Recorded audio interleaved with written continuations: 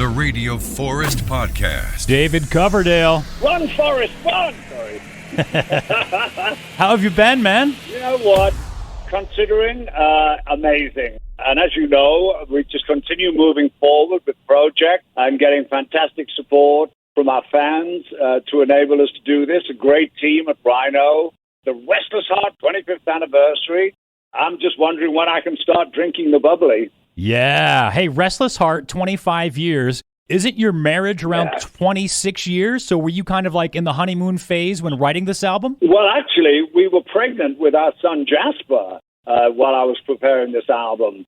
So, we spent a great deal of time and money trying to record in the area around Lake Tahoe, which, let me tell you, isn't easy.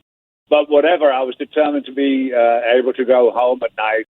No, we're coming up to celebrate our 31st. It's an amazing friendship relationship, which has grown even more profound during COVID. I was in lockdown with my best friend, and that was great. She helped me write some COVID songs. Congratulations, because that can really go sideways. You know, Here I Go Again was written about a marriage breakup. You had another divorce after that, pretty public. And now you've got a marriage going on 30 years. How did you become closer in COVID? That's a death trap for some relationships. Well, we have every day we'd be grateful for the blessings in our lives. The house is big enough for us to give each other space. You know, I have a studio around the corner. We've embraced absolutely strict health protocols. My co-producer, Michael, is a cancer survivor, so consequently, his immune system is not what it was.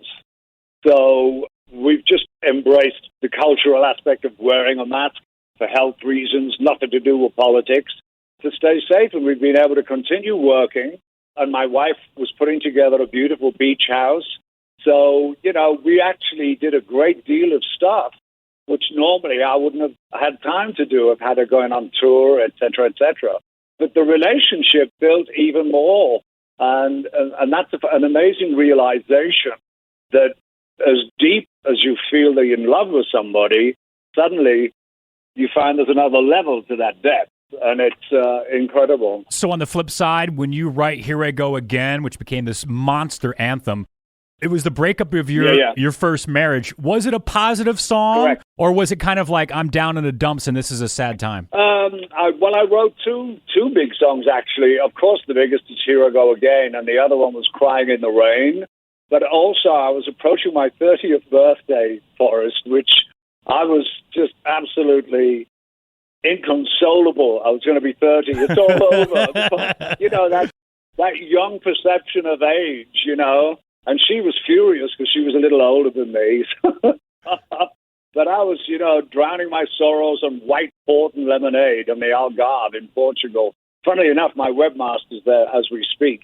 But, no, I've been writing songs, mostly celebratory love songs, for 30 years, which, initially got me all worried because all my hits were about broken hearts. Yeah, she's a great, as I said, from the Rock and Roll Hall of Fame stage, she's been my greatest inspiration, and that continues. Yeah, now Dave Grohl's going into the Rock and Roll Hall of Fame for the second time. Did you reach out to him, or did you guys text at all about him being inducted? No, Dave and I are texters. We send each other funny memes. He's a super, super guy, incredibly talented, incredibly successful, well-deserved, no question at all. I do hope, I'm not losing any sleep, but I would love for Whitesnake to be validated. It's been a globally successful band for over 40 years, and we'll see. That would be nice, but I never got into this for awards. I'm really honored that I already have, and I have one, and we'll see what happens. But congrats to Dave Grohl, well-deserved, great guy.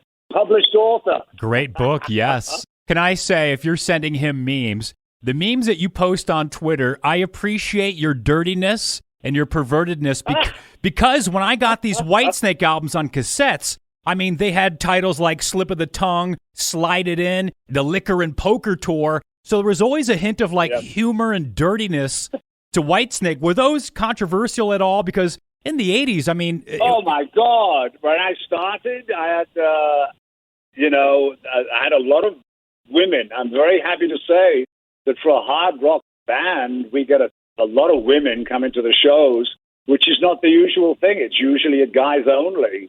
But thank God, for me singing Slide It Into a bunch of guys is a bit weird.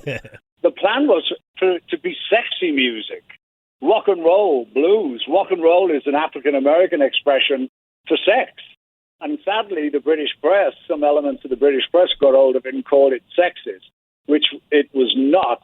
So the next album cover, I worked with a designer and had this beautiful naked woman astride a huge dragon-like serpent, which was basically a middle finger to that stuff, And I've never looked back. You look at my social media, it's a larger percentage of women. They get it. They know I'm not negating women. Never.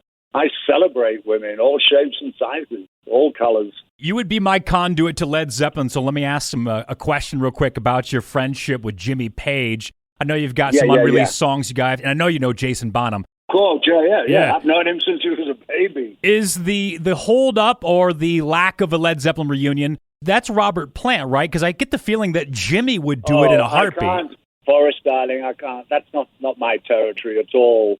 All I can tell you is I would love for Jimmy to have his dream fulfilled, to once again tour with Led Zeppelin, and Jonesy. They're great, and Jason is the obvious choice.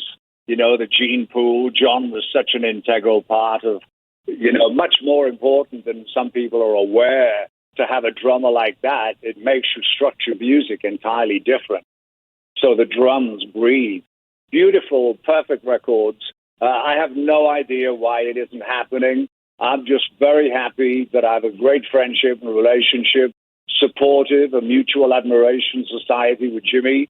I had the great pleasure of telling him I'd got the rights back to the Coverdale Page record, and now we could do whatever we want with it, because in 2023, it's the 30th anniversary, and we have unreleased songs. We've been doing a box set for that, as you can imagine.